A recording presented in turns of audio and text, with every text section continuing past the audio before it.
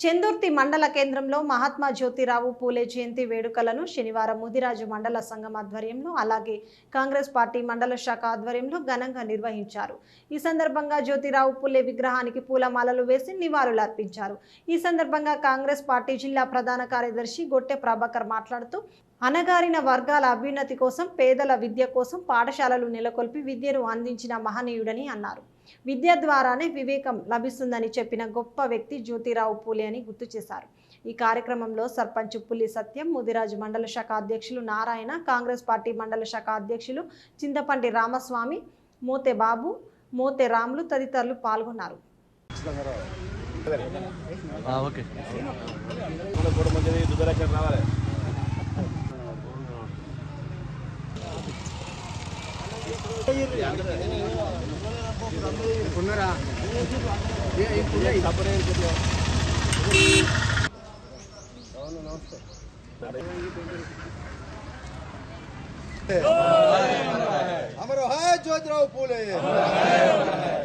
ఈరోజు చెందుర్తి మండల ముద్రాజ సంఘం ఆధ్వర్యంలో పాలకవర్గం వివిధ గ్రామాల వాళ్ళు అధ్యక్షులు ఈ జ్యోతిరావు పూలే జయంతి సందర్భంగా వాళ్ళ నివాళులు అర్పించడం జరిగింది।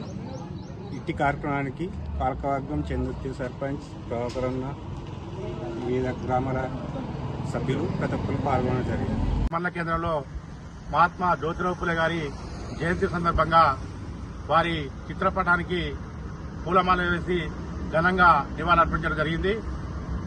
ఈ యొక్క మహాత్మా జ్యోతిరావు పూలే గారి ఆలోచన విధానాన్ని ప్రజల్లోకి తీసుకువెళ్లి వారి యొక్క ఆలోచన విధానంతో నడుస్తున్నటువంటి ఈ రోజు మహాత్మా జ్యోతిరావు పూలే గారి ఇచ్చినటువంటి అప్పుడున్నటువంటి పేదరికంలో ఉన్నటువంటి మహిళలకు, అదేవిధంగా పురుషులకు విద్యను అందించాలనే ఒక దృఢ సంకల్పంతో ముందుకు వచ్చినటువంటి మహనీయులు మహాత్మా జ్యోతిరావు పూలే।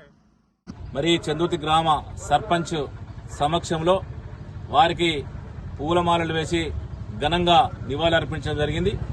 మరి ఎక్కడో మహారాష్ట్రలో పుట్టినటువంటి జ్యోతిరావు పూలే ఈరోజు మన చెందుర్తి గ్రామంలో వారి విగ్రహాలను ఏర్పాటు చేసుకొని వారి సమాజం కొరకు చేసినటువంటి సేవను మరి స్మరించుకోవడం అభినందనీయం।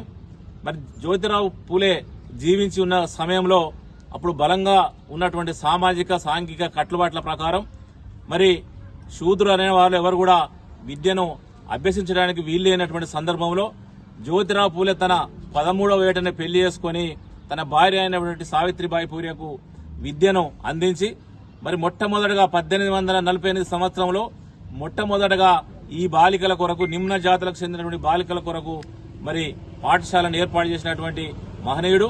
మరి విద్య ద్వారానే సమాజం మార్పు చెందుతుందని భావించి మరి విద్య లేకపోతే వివేకం లేదు, వివేకం లేకపోతే నీతి లేదు, నీతి లేకపోతే పురోగతి లేదు, మరి పురోగతి లేకపోతే విత్తం లేదు, ఈ విత్తం లేకపోవడం వల్లనే శూద్రులు, అతి శూద్రులు అనే వాళ్ళంతా కూడా అధోగతి అవుతున్నారు। ఇవన్నిటికీ అనర్థాలకు కారణం విద్య అన్నటువంటి భావించి ఆ రోజు మనందరికీ కూడా ఆ ఇచ్చినటువంటి వారు అందించినటువంటి అక్షర ఫలాలే ఈ రోజు మరి పూలుగా వికసిస్తున్నటువంటి సందర్భంగా తెలియజేస్తూ